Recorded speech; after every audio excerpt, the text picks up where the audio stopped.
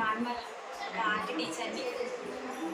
ఇక్కడ సంగారెడ్డిలో art schools అనేవి లేవు, అందుకని నేను పిల్లలలో కొంచెం ఆర్ట్ క్రియేటివిటీ పెంచాలన్న ఉద్దేశంతో చిత్రా ఆర్ట్స్ అకాడమీ అని ఒక ఆర్ట్ స్కూల్ ఓపెన్ చేస్తున్నాను.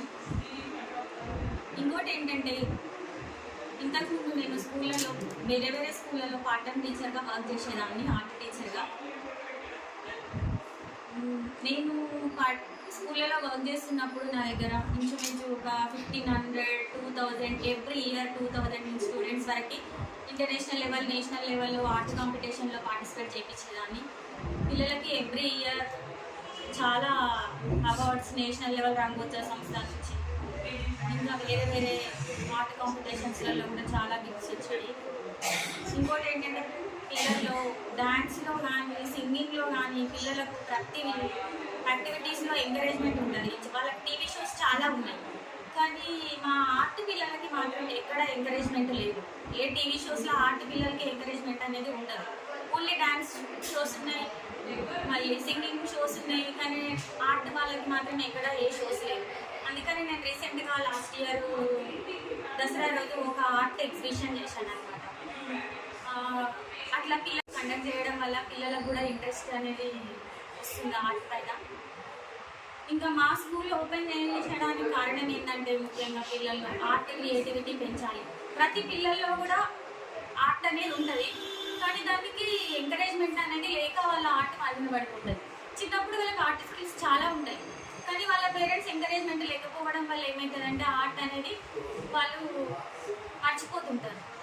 కానీ నా ఉద్దేశం ఏంటంటే, పిల్లలలో ఉన్న ఆర్ట్ స్కిల్స్ని డెవలప్ చేయాలి.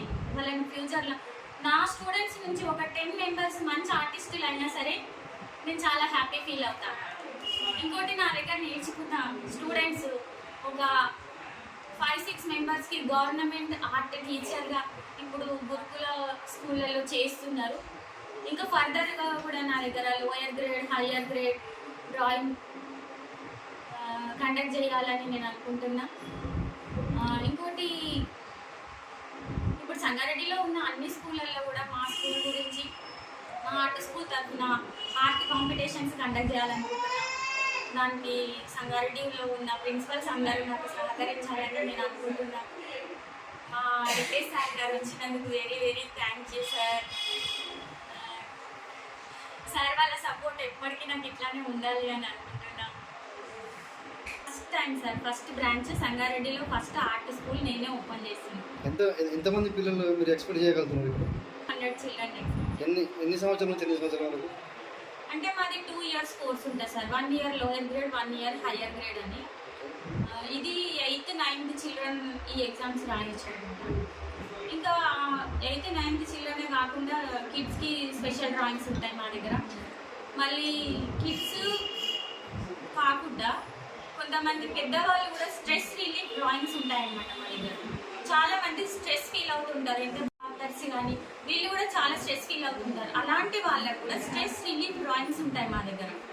వాళ్ళు మా డ్రాయింగ్ క్లాస్ స్టార్టింగ్ ఏంటంటే వాళ్ళు ఒక 1 hour, ½ an hour మేము చూపిస్తాం అనమాట. ఇలాంటి డ్రాయింగ్ వేయడం వల్ల వాళ్ళ మైండ్కి రిలాక్సేషన్ అని ఉంటుంది. పిల్లలు మీరు అడ్మిషన్ చేసుకున్నప్పుడు పిల్లల వయసు ఎంత ఉండాలి?